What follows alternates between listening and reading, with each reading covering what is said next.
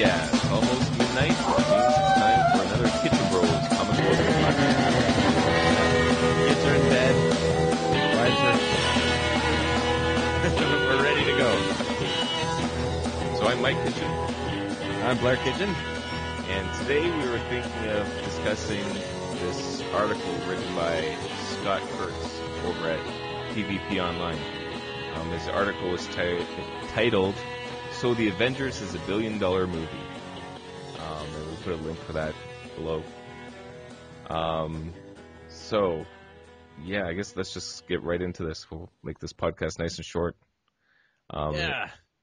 And before getting too far into this, I just want to say, I really like what Scott Kurtz is doing, and he's, I think, probably the most prolific webcomic artist out there right now. So, Yeah. This is purely commentary on an article. Yeah. Yeah, maybe we'll learn a couple things from Well, it was interesting what he's doing. because the first time I read it, I had such a crazy, almost bipolar emotional response to it because there's so many things in it that didn't make sense to me. It's like so many conflicting messages going on in my head that I figured having a discussion about it was the only way to actually process it. Yeah. Yeah, when I see where he's coming from on certain parts of it, but then other parts just seem kind of misdirected. So, we'll get to the closing statement. I think is kind of misdirected, and who Marvel is kind of misdirected as well, because it's not Joe Quesada that people are mad at, or I guess there's some people that are mad at Stan Lee, but I mean, for me, I don't see that. I see it more at the corporate, the suits and it's really about corporations leeching off of creative people, right? Have you read that's the book? Essentially what corporations do. The Corporation? Have you read the book, The Corporation? And No, they did I a haven't read it. documentary about it, too. It's really fascinating. Yeah. It's amazing. Talking how a corporation is basically a psychopathic entity, and the way it's set up is it's actually illegal for a corporation not to profiteer on things. The shareholders can actually go after you for that. So I do think the whole thing's I've seen the part of a bigger problem. You did see that? I saw the documentary a while ago, but That's a good one. It's counting corporations as people rather than people that can't die, pretty much, right? Is that well? That's part of the it. Yeah, theory, right? Yeah. So they can hold their copyrights and all their other stuff forever because they are people, but at the same time they don't die. They just keep going on forever. So but they can't be held accountable either because they're not really people. So it's bizarre. Yeah, they get the best of people and the best of not being people. So. So here's the article, and we'll put this stuff on screen. Starts off, someone's getting rich, but you know who isn't getting rich? Jack Kirby. Probably because he's dead.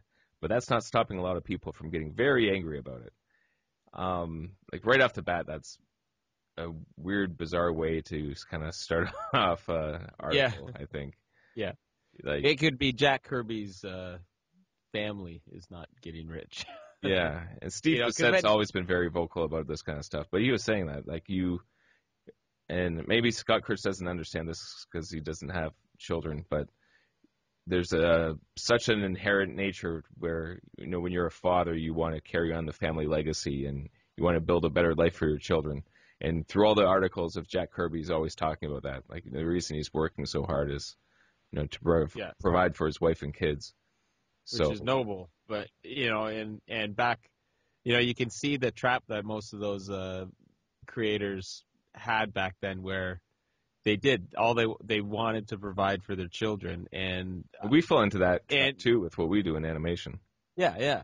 And the thing is that companies and corporate, I don't know if they were corporations back then, but they take advantage of that, right? They know that you have to provide. So at the same time, there's, listening to Stan Lee back then when Jack was creating all that stuff, Stan Lee's concern, well, so he says, was that he wanted people to have work and I'm sure that was very noble that they wanted I'm to sure it's true too. keep people. Yeah, and that happens today too. But then there's always this, Marvel or this business or company or whatever that is kind of hoarding all the valuable assets, right? So and that's where I start having a problem with so much of this stuff, and that's not covered at all in this article. Here's the next part.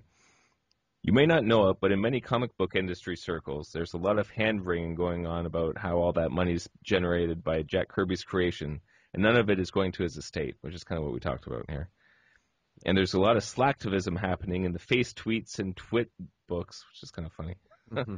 Trying to get people to boycott the movie or give the hero initiative to counterbalance the karma carbon footprint you left when you saw the movie 3 times and enjoyed it. This is something we talked about in the other podcast, where what I was thinking, how you can't really change a corporation, but you can give back to the creators that are important to you. Yeah. So.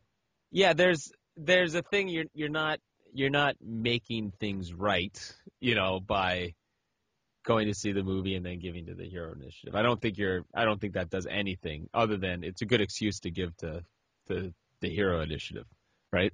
I personally saw the movie and I didn't give to the hero initiative. I guess that's like saying you're not fixing starvation by giving poor people food. You're fixing it for that moment, but you're not curing world hunger. Like, that's a bigger problem. Yeah, okay, Is that what you're saying? It's like you're giving a man a fish, not teaching him how to fish. Right. You're not changing anything. I mean, the world's set up a certain way. So if you were to say, oh well, we'll just, every time I buy a pair of Nike shoes, I'll go send a check to all the kids in whatever, China or wherever they're made, or everyone who owns an iPod better go send a check to some world hunger. Have you heard Joe Rogan talk about that? The karma-free iPhone? That was his big idea. No, what's that? Because of all these minerals that are apparently mined from all these, I'm not sure if it's the Congo or anyway, one of these war-torn countries that's really rich in minerals. Maybe even Afghanistan. I'm not sure. Yeah. You can Google it. But anyway, he was saying that he loves his iPhone, but he doesn't like contributing to all this stuff. So he wishes they'd make a karma-free iPhone, so you can actually get an iPhone that's not made out of minerals from war-torn, abused countries. I thought that was an interesting idea. Well, yeah, you'd pay way more and people wouldn't go for it. But no, I think that's. And there are options, and that's kind of. I know for myself, you try to, when you have a choice, you try and make the right choice, and but you can't get around it. I mean, either way, if you're saying, oh, people shouldn't see the movie, you're gonna be made a hypocrite, because you look at the shoes you're wearing, or you look at your car you drive, or you look at everything, right? Everything about the way our society is built around, corporations and people taking advantage of other people. And essentially, I mean, we'll get to that. He does mention, that's the way the world works, right? But I understand that, but I also don't believe that the way the world works is proper. Exactly. So to just say, well, that's the way it is, isn't the right attitude in my mind either. Yeah, so. I always hate that comment, even when it's pragmatic, even when it's accurate. Well, that's just the way it is. That's what we got to do. We just have to sell our creations to Marvel and Disney. We just have to make sure, which it isn't. And whatever. Obviously he knows that too, because like we were saying, we respect what he's doing, and everything he's done with PvP goes against, selling out and all this stuff, right? So obviously he knows that too, and he also gets into that at the end a little bit. It kind of contradicts itself in certain ways. So, like, I understand where he's going on some stuff, but then at the same time, it kind of contradicts itself a little bit. Like, the world works that way, but it shouldn't. So let's start by kind of fixing what we can. Well, it always starts with us, right? Yeah. What we do, decisions that we make. So, I know, like, for me, the comics, it's a very conscious effort to keep the rights and, do do it the way I think it should be done without the, selling out or involving too many other people. And at the same time, we suffer for that because we're still doing animation where we can sell our souls. Oh, yeah. Yeah. So, you want to read the next? Next part. Next part. Okay. Says, "You monster! Don't you know that you're just filling the coffers of an evil corporation while the estate of Jack Kirby goes unpaid?" Which is true. Yep. He created all those guys, even Thor, which was incidentally created by the Norse, which is a weird kind of silly, backhanded, nonsensical kind of comment. Because, I mean, he made the blue troll skull, but he didn't invent trolls. It's kind of... Have you seen that little movie, Everything is a Remix? It's really good. I think so. Just some guy to put out this little internet film talking about how everything is inspired by everything, and it just keeps going back and back and back, and everything you create is a remix. Like, say, for the possum, what is the possum a remix of? Definitely Sergio Aragonés. Well, and he's definitely I guess 70s and 80s comics. Do you get into all your influences, I guess, right? Yeah, is that really, kinda, I mean, all the things that you basically all of the Mad Magazine that you've pulled into your head and put it through the blender, and then it comes out into whatever it is you're doing. Oh yeah, I could go on and on about I love Chuck Gamage, who a great animator that I worked for. He's one of the best designers that I've met. And he always used to say that not direct quotes, but the good designers steal the good things from good people, and the bad designers steal the crappy things from other people, right? So either way, like you can't design something, you can't create something without taking from something else. Right. It's just the good people just steal the good stuff. Have you read that Comics Journal interview with Jack Kirby from, I think it was in the 90s? Did you read that? It was fascinating because he got into a bunch of his different influences, where he got all these different ideas from. And it was amazing to see. Like, you can really see how he really did create the Marvel Universe just because of all the stuff he was interested in. Was that the one was it online not too long ago? Yeah. I read a really long one that was online not too long ago. Yeah, back when all this stuff started. And that was the same one that he was talking about Spider-Man, and where he got the idea for Spider-Man, and how basically his idea was the Fly. Yeah. Got changed from that. Yeah. I find it's always fascinating to find one thing I love to do is you find an artist that you like today and find out who their influences are. Yeah. So then you go back a generation and look at those artists that have influenced the artists you like, and you find out who's those artists they were influenced by. Yeah. And then you go back, and you just keep going back as far as you can anyways. And you get to some amazing, amazing artists that have just, blown you away. So whoever you like, you look at who they looked up to and were striving to be like. And you get some really, really good stuff that way. So, everyone steals from other people. So, in the sense, like, Thor, it wasn't real. I mean, we're going to contradict ourselves again. The name Thor was created by the Norse, just as, Jack Kirby created the Avengers, and then below he mentions that actually like Brian Hitch and all these other people actually added to it, right? So, all right, let's get to that part then. He goes, now some people are saying, hey, this isn't about the money, it's about proper credit. It's about Jack Kirby's legacy and how he created the Marvel Universe, and nobody cares. This is about creators' rights, which is all true. Except, wait, here's a picture of the Avengers from Jack Kirby's Avengers, #1, where it shows, the old Iron Man and Hulk and Thor. Yeah. And here's a picture from The Ultimates by Mark Miller and Brian Hitch, which looks more like the movie you saw, which is it's one of those kind of eye-rolling arguments for me. Yeah, I mean, my first reaction is we better get Brian Hitch and Mark Miller some royalties in there too. Throw them a few $1 million because they did. I mean, they redesigned it, and it's obvious that the Avengers movie took a lot from that. But you not can't. a lot. I mean, it really is kind of in between. For like sure. say the Captain America. The movies definitely did take a lot of the feel from it. Yeah. From the Ultimates, and with More Thor, costume it's design.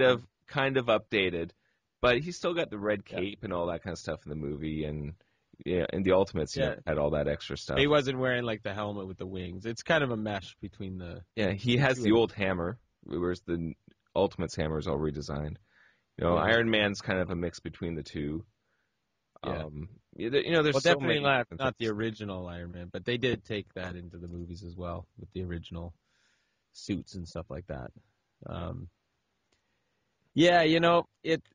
obviously the Hulk's green in the movie and not gray. But you can't avoid the fact that Jack Kirby created those characters and they were called the Avengers, and it's like that is the creation, right? Yep. You can't get over that fact that the original creation in comic book form put together were those characters named, Thor, Hulk, Iron Man. Now it would be different if they pulled the Watchmen on it, where it's all, say like, okay, if they made a Youngblood movie, okay, you can kind of tell who Rob Liefeld was doing characters of, but he made all new characters, like out of whole cloth. Even though it's the concept, he took, the classic hero concepts and switched them all up. Like, Supreme is basically Superman. And there's nothing wrong with. I mean, that's the basis of the Watchmen. That's the basis of so many things, right? And there's nothing wrong with that because at least you're taking the time to create a new character. You're calling him different. You're changing up the costume. For Star Wars, George Lucas wanted to do Flash Gordon. Yeah. And he couldn't, so he made Star Wars instead. Yeah. And I think that's great. That's a great way to. Better way to go, actually. Yeah. Yeah. Like if you're a creator, do that. That's why I love it when I see a commercial for a movie that I think, oh, this is going to be awesome, right? And then you go to the theater and you're like, oh, that was horrible. That's nothing like I pictured. Yeah. I'm like, oh, ka-ching, that's my idea now. Everything that I thought that movie was going to be, that was going to be awesome. I mean, I own that now because they didn't do it. I wrote an entire space epic after watching The Phantom Menace. Oh, no. Everything it could be. Oh, yeah. Aren't you glad George Lucas didn't use all your ideas? All the good ideas? I know, it's good. So then he goes, Jack Kirby worked for Marvel until 1970, and then he gets into a bunch of history. I don't know if this is even worth reading all. Yeah, we'll read it all. What the heck? Yeah. But since then, in the 30-some-odd years since he left Marvel, hundreds of creators have added to the mythos and stories of the characters that Marvel owns and Jack helped create. And this is all, again, it gets weird. Like, you don't understand. He laid the foundation. I remember when our grandfather talked about the story of building his house, how when he was laying the foundation for the house, some guy came by and said, oh, why don't you go home and take a rest and you get back to it tomorrow. And then so when our grandfather came back, the guy had actually fixed the foundation because he saw that it was off a little bit. So it's like, look, if you screw this up, the whole thing's not working. So, how old is Grandpa? He's like a 20-year-old guy just building his own house, right? Yeah. And I thought that was a great story. But if you don't have the foundation, you got nothing. And Kirby made the foundation for Marvel. Like, there's no way around that. And our grandpa still lives in the same house, I must say. So. Yes. So the foundation is holding strong. So, he totally laid the foundation for everything. Without Jack Kirby, Marvel isn't a company that, they were ready to close it down, right? Yep. They were ready to ship everyone out, and Jack Kirby came in and started all these new characters and rebuilt the company pretty much by his creation. You want to sell comics? I know how to sell comics. Let's do this. Yeah, let's just make a whole bunch of different characters and get them out there. And there was they caught on. There was something about it. Yeah. And it goes to show that they're still using the same characters. I mean, name the hottest characters for Marvel right now. Is there any that are new? Deadpool maybe is the only one that's kind of caught on a little bit more. Like, what else is hot right now for the Marvel characters?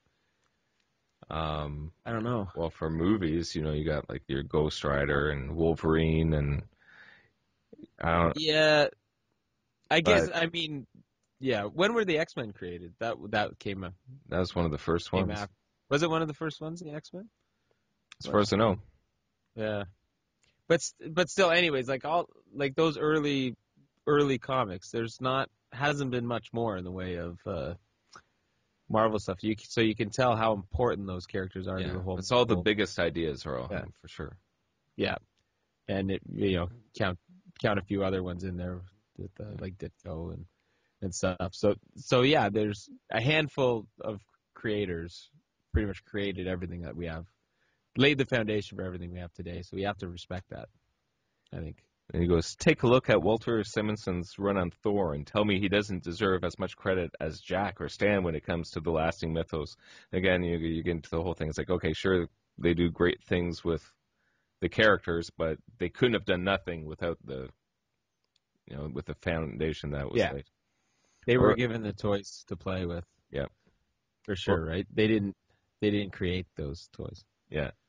Or how could you have the Tony Stark we saw on the screen in Iron Man without the David Michelin and Bob Layton's Demon in the Bottle run in the late 70s? Nick Fury was co-created by Stan Lee and Jack Kirby, a fictional World War II Army hero. He was introduced later as a Cold War spy, and then gets into all of the Nick Fury stuff. But again, it's you created the character. I mean, it's like say with all the James Bond stuff. Okay, as long as you're making a James Bond movie, it's Ian Fleming. Essentially, he laid that foundation. If you switch it up into a Bourne identity, okay, well, that's something new. But I mean, the whole spy concept is a very classic concept. You can do a whole bunch of different things with it. But if you're going to make James Bond, it's James Bond. What? I know that if I made a comic called Nick Fury, and he was some Chinese guy, that Marvel would sue me. So obviously there's something there that they know as well, that it's not a different character. If he's called Nick Fury and he's a badass guy with an eye patch, that whether he's black or Chinese or whatever, whether I made him Nick Fury in space, they'd still sue my pants off. So I think you're probably right about that. Yeah. So I'm not going to make that. Mine would be called Bill Angry. See, there you go. New concept. Copyright, trademark. And the eye patch will be on the other eye as well, so on the right eye, so I don't have to worry about it. It's like the Fighting American. Yeah, exactly. It cracks me up. Exactly. Like, really? Exactly. Oh, okay. But I don't like that. Okay. What? I was going to continue. I'll take it. Whatever. I don't mind that. Yeah, back to the article. Okay. I don't like that Jack Kirby got screwed over by Marvel back in the day. I don't like it at all. It's a sad story. It's as tragic as the story of the men who created Superman, which is all true. These guys got screwed over, but that was over 40 years ago, guys. That's like saying, oh, but the Holocaust happened a long time ago. Yeah, but it doesn't change it. It's like crazy things happen, and I shouldn't even be comparing Holocaust to comic books, but you get the idea. No. Well, we can do a number of examples. If I take your stuff, I'm like, that was like 2 years ago. Don't worry about it. It's my lawnmower. 20 minutes ago. Why are you still angry over something 20 minutes ago? That was 10 seconds ago. I borrowed that lawnmower like 5 years ago. What do you mean you want it back? Come on. Forget about it. Why do you? It still works. This lawnmower still works. You're right. It still works. That's why it's a problem. Right? The characters still work. The comic books still work. All the concepts still work. That's why it's a problem. If they didn't work anymore, it's like, okay, let it go maybe. Yeah. So I don't know. I don't think you can use the time frame. I mean, are they going to give up? even, what's the copyright time frame that a copyright's supposed to expire? Until I think So it's like still 50 years after your after death? your death. Yeah. Yeah. And So, that I mean, whole Mickey Mouse thing might have changed that a little bit, yeah. but that was the intent. But if we're willing to go to that, and then Marvel is willing to play by those rules too, then they can stop fighting about it in 40 years or 45 years or whatever. There's nothing I hate more than when a corporation buys up other characters. Like, I think DC owns the Spirit now, right? Is it DC? Things like that. I think so, yeah. Where they just start gobbling up, like even Jim Henson and the Muppets and all that, all owned by Disney. Disney now. There's something really wrong for me with that. Yeah.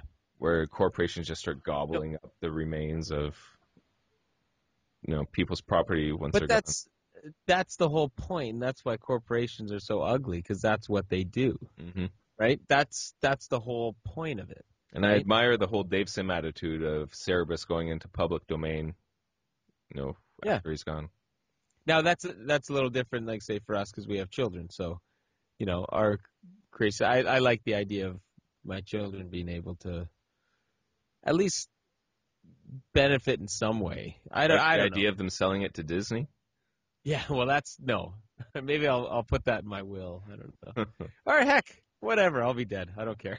It's their money. They can do whatever they want. The thing is, you gotta live with the consequences of your decisions, right? Yeah.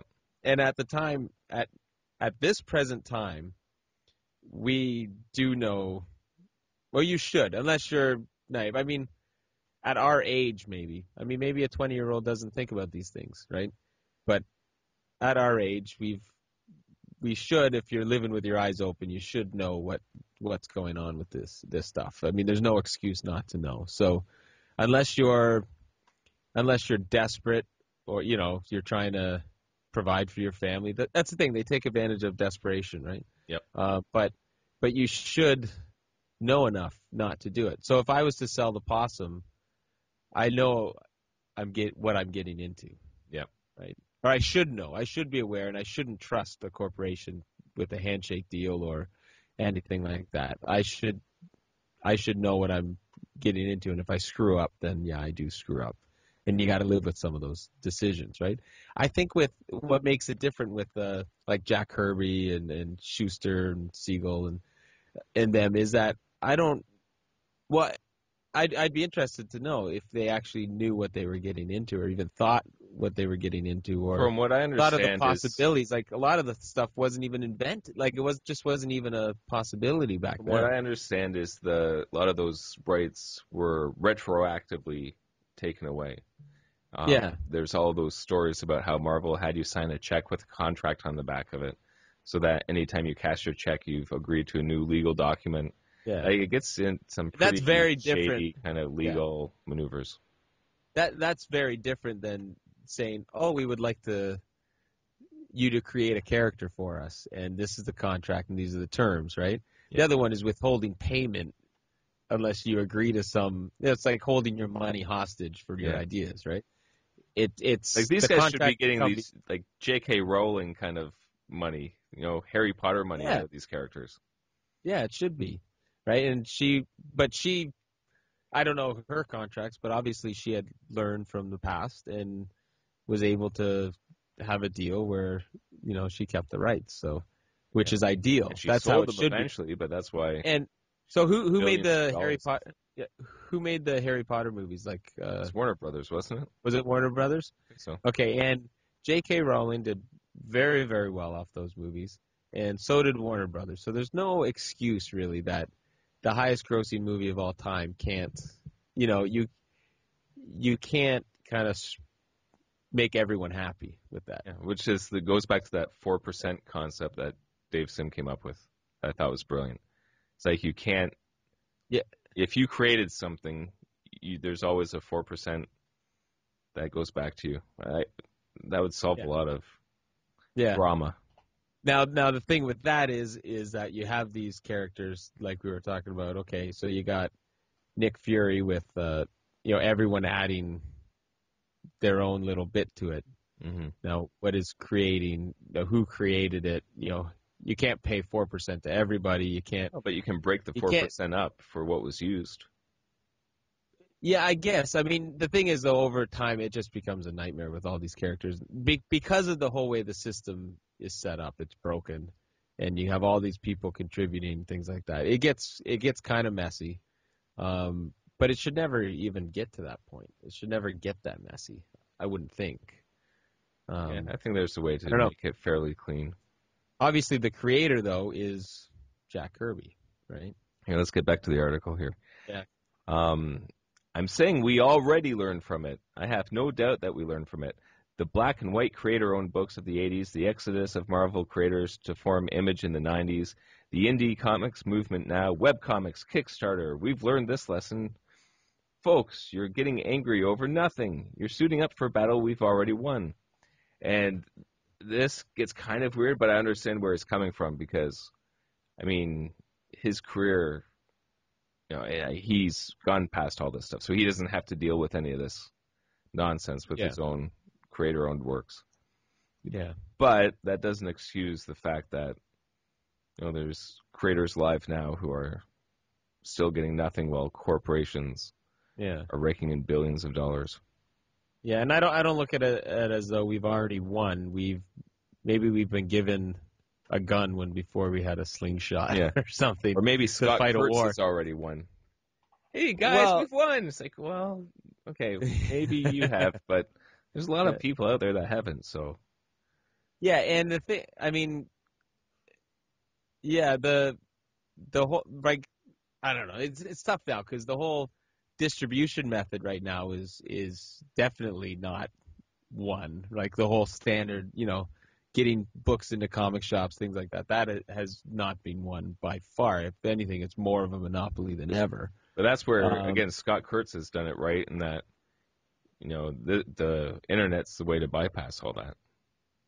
But he does, with his books, he actually has distribution deals with. Because of the webcomic. Because it's so popular on the internet that he can get that. But who is it all through Image, his books? Or does he go through? Yeah.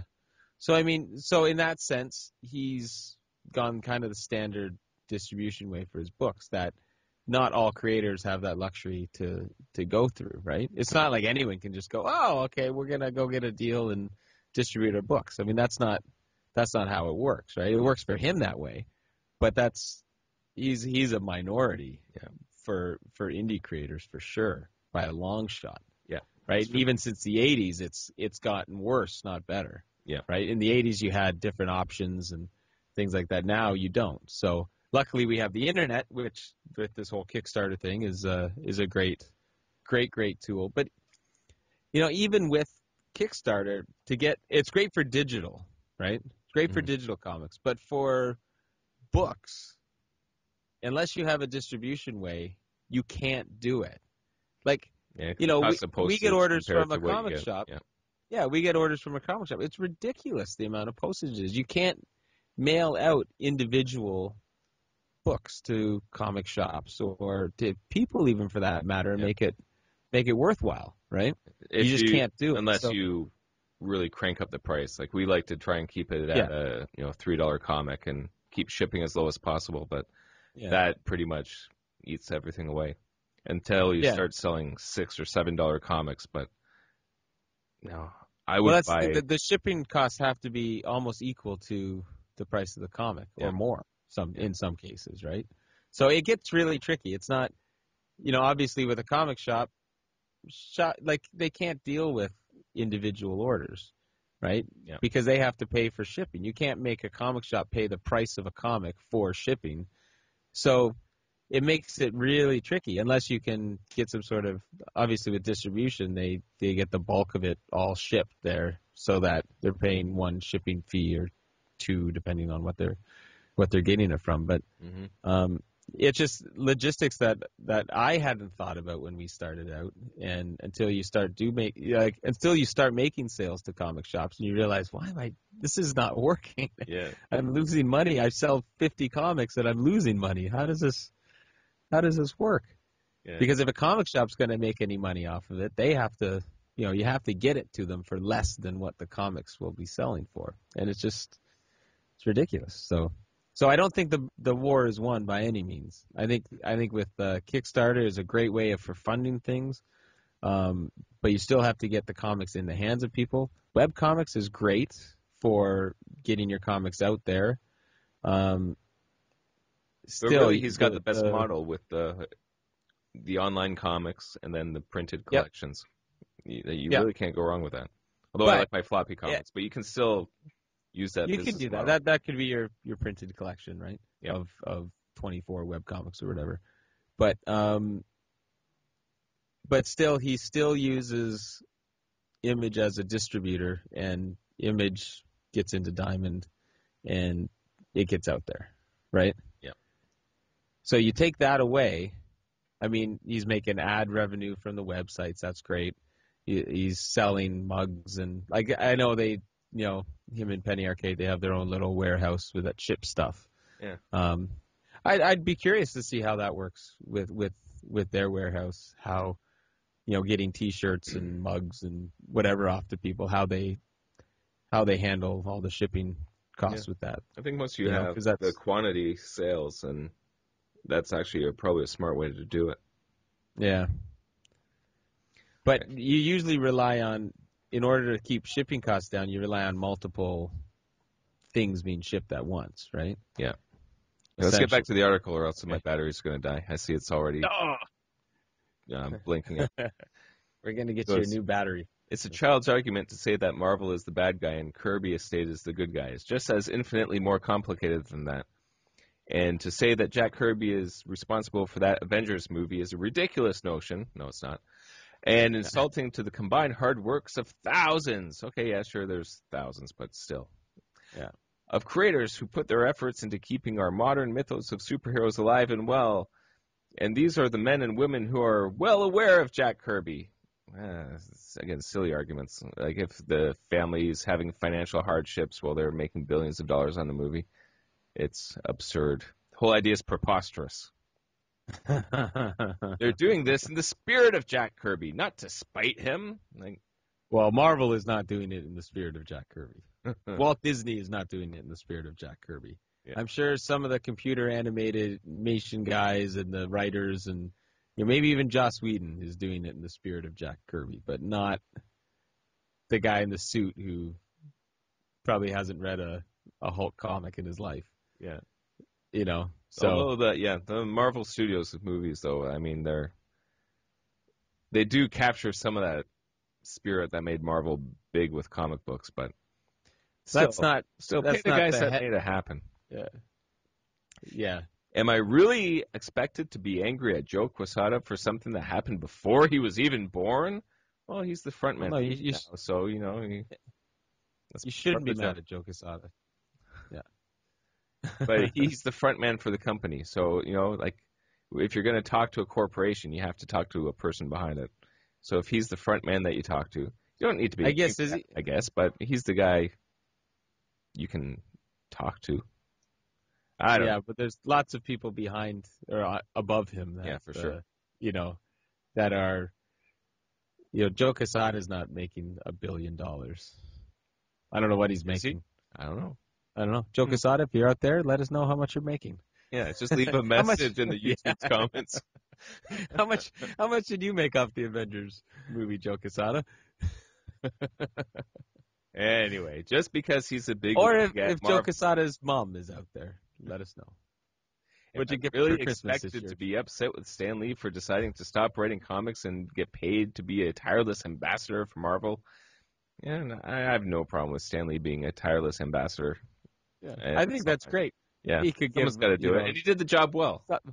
Stop taking credit for everything. Yeah. Other than that, that's where that's where people embass away. The man earns every penny he gets paid at his job. Ask anyone who knows him or spends any amount of time with him. Are you going to be traveling the globe at 89 with infinite patience and enthusiasm for every person that approaches you? Hell no, you won't. Nor will I. But Stan does, and that's why he gets paid, and that's why he gets the cameos every movie. I don't know. I don't even understand the whole point of that argument, do you? No, I mean, I guess are some people, is it just that lots of people are mad at Stan Lee? I mean, I don't think they're mad at him for making his money. He's not Marvel. He gets paid a salary. He doesn't make anything off of these movies and stuff. He does it. And, he negotiated that contract to help promote and to be kind of the name. And back then, I mean, I think part of it comes from that Kirby trial that happened a few years ago. Because I know he testified, and I didn't get into all the details on it, but it sounds like that, I don't know, some things came out of that. Like things he said? Well, yeah, where he... Like taking credit for things? Well, kind of taking the Marvel side rather than getting the Kirby rights back. And I don't know. Yeah. So, I mean, Stan Lee doesn't, I don't know. I like Stan Lee. It's the corporations, man. I hate those corporations. Those life-sucking, things. Yeah. All right, keep going. I'm sorry that I can't muster the energy to be angry at Stan Lee for having some business sense and not dying. That's a silly argument. Wow. I'm business not a lawyer. Sense, sure. Huh? Business sense, sure. Not dying, nah. That's just kind of... It's silly. It's like... Yeah, I don't even want to get into that. Silly argument, Scott. I'm not a lawyer, so I'm not going to argue the merits of Kirby's estate's case against Marvel. I'm not a theologist, so I'm not going to debate whether it's a moral imperative for Marvel to just give the estate a couple $1 million because they can afford it. But I am a grown-ass man, and I can tell you this. The real world does not operate like the morality plays we see acted out on the silver screen in the movies like The Avengers. Yeah, and that's what you were talking about earlier. It's like, that's just not the way life is. So I'm not going to argue over what's right and wrong. Yeah. I'm not going to have any morality. Hey, there's a poor person. Let's kick him. That's what everyone else is doing. That was 5 seconds ago. It's in the past. Yeah. No, I think if you want to, I don't know. We kind of touched on that already about the world doesn't operate the way it should. So does that mean we should operate the way the world operates? Right. Yeah. Like and I don't agree with that. But you got to hold the course with what you think is right. Be in the world, but not of it. That's it. That's you gotta. We have to operate in it, but we can also make moral decisions, right? So as best we can. Yep. And not harp on other people for. You can't. That's the thing. You can't preach to everybody and expect everyone to make moral decisions because people don't. But at the same time, you have to try and make things right as best you can. Yeah, and you should be an example. And this is where I think Scott Kurtz is doing it absolutely correct. So, because he's a perfect example of what's possible in comics right now. Yeah, I think he has been for over a decade. Yeah. So, even though some of the points in this article are kind of funny, when you really get back to what you can do to fix things, and being a good example is a perfect thing to do. And he's doing that 100%. Yeah, exactly. The guy at the top wearing his, $1,000 suit and driving his Porsche and getting rich off of everything, and saying that Hellboy should have a dog and a hell car. Yeah. Yeah, I'm sure they had lots of suggestions for the Avengers movie as well. I'm so amazed that Joss Whedon was able to pull it off like he did. Yeah, well, I mean, power to him, man. He did an awesome job with it. So that's a great thing about comics is you have that freedom. I love having drawing our own comics. I love having that freedom of just being able to do whatever you want. Yeah. You don't have to answer to anyone. When people say, "Oh, you should change this," I say, "Maybe, but I'm not going to." Just to be able to do that. You should do a comic about this. I'm like, I'll write that down in my sketchbook, and maybe I will, maybe I won't. Yeah. Yeah, it's great. Even my wife, I ask her opinion, and I don't. And then ignore it. She gets, I ignore it. And then she gets mad that I ignored her opinion. I'm like, I can do it. I don't have to. I'm the boss. I can do whatever I want. In my marriage and my comic. Well, the marriage, there's some negotiation. Comic, there doesn't have to be the negotiation. And that's why I'm not making any money. Okay, back to the article. It's not as simple as Give Jack's estate some money, Marvel. You can afford it. That's not pragmatic thinking. That's cynicism. And I'm so tired of the cynicism. No, it is pragmatic thinking. You can afford it. Save a lot of drama, good PR. How much you spend on lawyers? How much you spend on marketing? How much you spend on all this other nonsense? You see how the Disney publishing is moving people back and forth? How much you spend on dinner that night? Oh, yeah. That alone. Give them whatever you spend on dinner for a couple nights of shooting. Give them that. That'll more than make up for it. Now, what cynicism is he using? What's his definition of cynicism? I don't know. Is it the old Greek definition of the cynics? Is it different? Is he used? Well, the Greek cynics were, living a moral life and not putting value on things and trying to, it was all about kind of making good decisions and living a moral life. The modern version of cynicism is negative, focusing on the negatives and not trusting other people, right? So I think that confuses people a lot because I know there's two definitions of, like, the modern one that we use is a cynic, right? You're negative and you don't trust people and you focus on that, right? Yeah. Scott, if you're listening to that, you can clarify in the comments right under Joe Quesada's income statement for last year. Yeah. So I assume, I don't know, I'm not too sure because when I first read it, I was like, cynicism, that's negative. And then I didn't know the Greek version. I looked it up. I used the Google and I looked it up. There's two definitions of cynicism. So maybe he's more scholar than we are, and he's using the proper Greek definition that hasn't been used in a century or so, or centuries. So I don't know. I'm not too sure. But that kind of confused me when I read it. But yeah. Anyways, we're on to the last paragraph, Mike. Guys, learn from the Avengers movie. The real villains here are the cynics. So does he mean the Greeks are the villains? I think the Greek group, the cynics, they're really the villains. Is that racist? Yeah. Is he racist against Greeks? Yeah. Oh, wait. They are our Loki. What are you doing? The people looking to pit fandom and an entire industry against itself to make themselves feel powerful. The worms who never had the courage to create anything themselves, looking to forge an identity on the internet by getting in a good dig. Okay, there's a lot of that. That's just the way the internet is.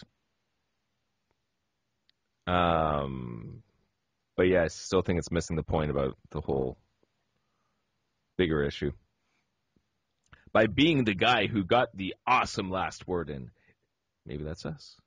These are the real bad guys of our world, not Marvel executives, not movie studios, not the hundreds and thousands of creatives who make movies. Don't fall for it.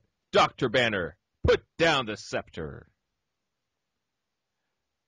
Okay. That's the end. My video went off there for a second. Before your battery went out. My memory card was full. I forgot to delete the last episode. Oh, boy.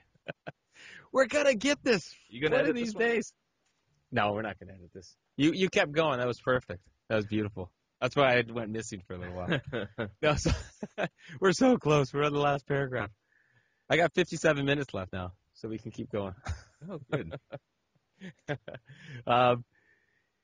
Yeah, well, that whole last paragraph, what do you think? Well, he first said it's not as easy as the Avengers movie before, and then now he's saying it is as we can learn from the Avengers movie. So that's kind of contradicting itself. And then I think he's blaming the cynics, which aren't. You see, here what does he say? How does he define cynics here? People looking to pit fandom and an entire industry against itself. So that's more the modern version of cynics. So if you use that cynicism, it doesn't make sense in the last paragraph, or in the second last paragraph. And then also, it's not the fans that are doing this. It's comic creators that are upset really, about this. the way I see I don't know. I don't. It's right know against too many wrong. fans. Is what it really comes down to. Yeah. It's not about fandom against the industry. No, but fandom, they want the industry to succeed. Fandom wants more movies. They want more comics. They want more stories. They want the creators to do well so that they can make more. Like, you want rewarded, good works. That's what fandom wants. Yeah. Now, I don't know if this is all directed to a few trolls on the internet of like people making internet comments or something, but these people that are the worms who never had the courage to create anything themselves, looking to forge an identity on the internet by getting in a good dig, those aren't the people that are donating to the Hero Initiative. Right. And those aren't and I know a lot of comic creators that are behind this.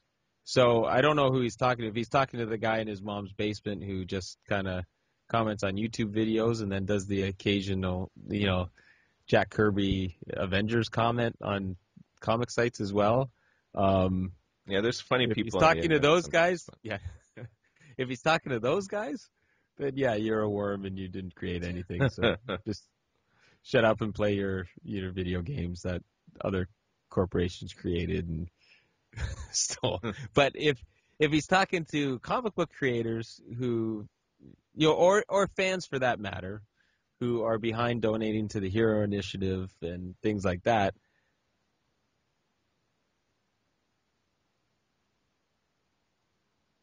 Oh, I lost you.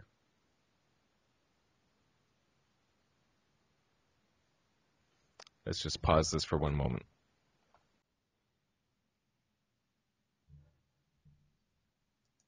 Hello? Hey, you're back. All right. What happened there? Internet connection dropped. Oh, okay. And you're just getting into the big finale comment. Yeah, what was I saying? I don't even... Are you there? I don't have your video. All right. Oh, because I had a stupid ad that I had to go through. Okay, I'm back. All right, we're back. So what point were you making? I don't know what I was making. Before I know what I was... Evil corporations broke our internet connection before we could make our point.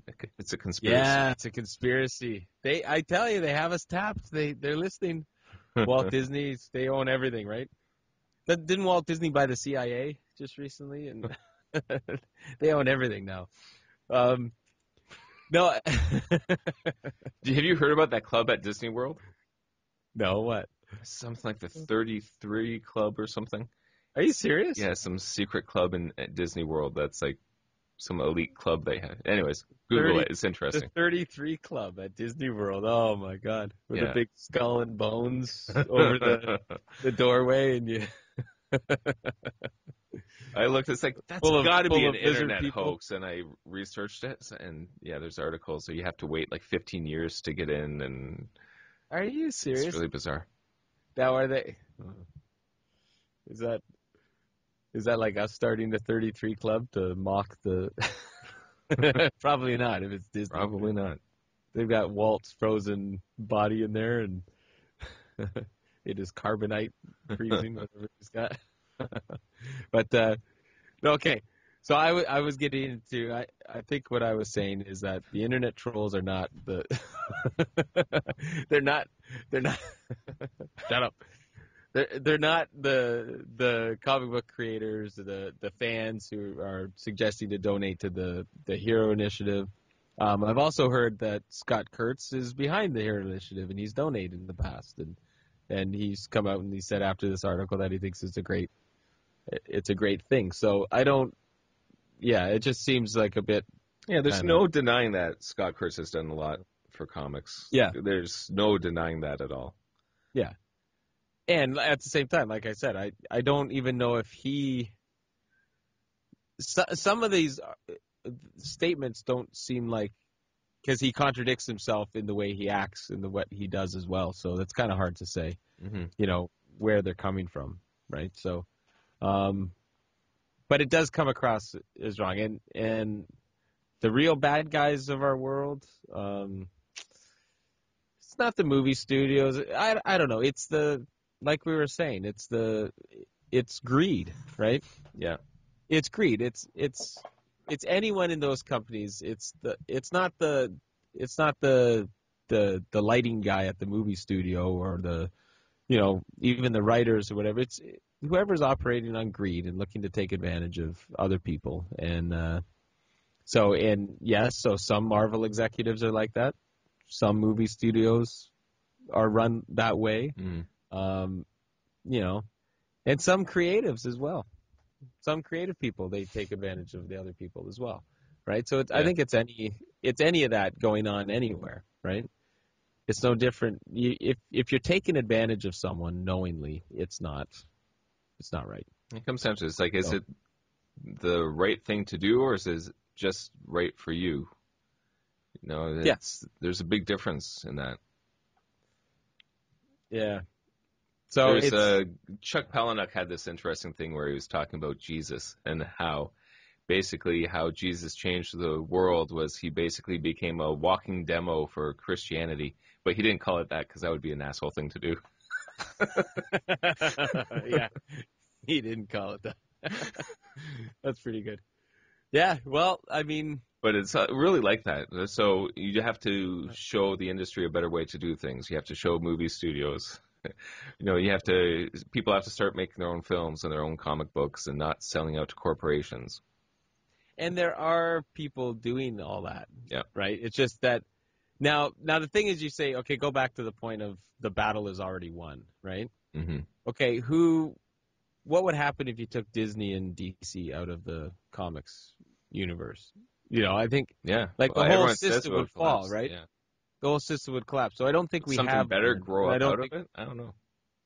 I don't know, but everything now would collapse. I mean, they make up. You go to a comic book shop and they make up 90% easy of what's out there, right? Yeah.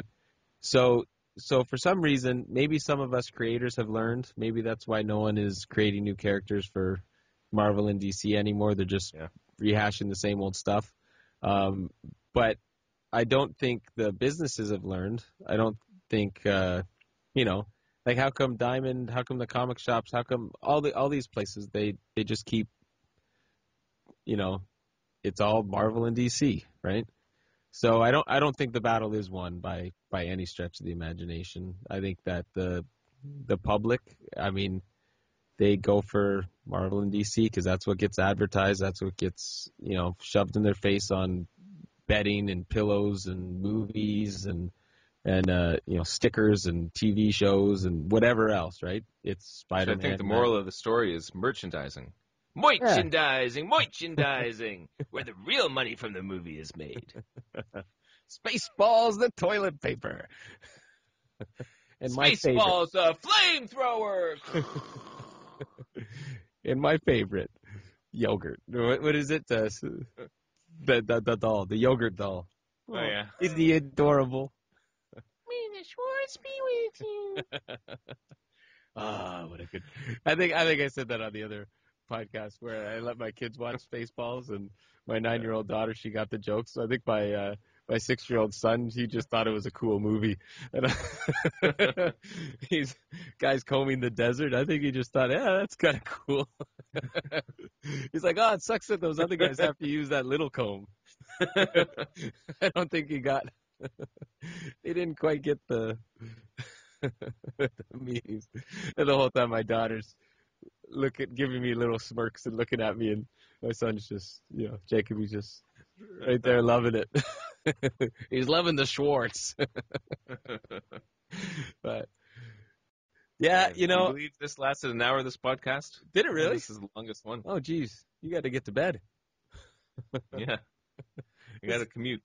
All right. Your battery lasted, too. Yeah, that's weird. That's pretty good. Mine cut out once. I had lots of battery left. Oh, I'll figure it all out. If I'm not forgetting the lights, I'm forgetting to take stuff off the camera. Or I forgot my pants today. You just can't see. Is that a Bill Kimberly joke? I don't know. Oh, yeah. Oh, we're starting to rehash jokes already on this show. Oh, God help us. Anything else you want to say before we go? Well, Have we figured this thing out? Have we saved comic books yet? Have we sold anything? After 7 episodes. This is episode 7. We didn't say that. Is it 7 or is it 8? I don't know. What are you? Depends what order you edit these in. Come on, we need an editor. We got to get these out so they're relevant. Yeah, I don't know. I would just say that, I mean, we've already said it, that in no means, I mean, the article is just something, that basis of discussion, I think. And there has been lots of discussion about it. I think we're just kind of throwing in our 2 cents. Yeah, I do understand certain points where he's coming from. I just don't agree with all of them. Yeah. I don't know. And no, we have not saved comics yet. Until I'm an internet sensation and I'm making a living, we have not saved comics. Once I get rich, then the battle will come. Come on, guys. Let's party. I'm rich. You can buy some Possum Press comics at possumpress.com. Just throw in a little bit for the shipping. Do me a favor, come on. Give me a little tip. Yeah. All right. It's a good way to make it up. The Lord.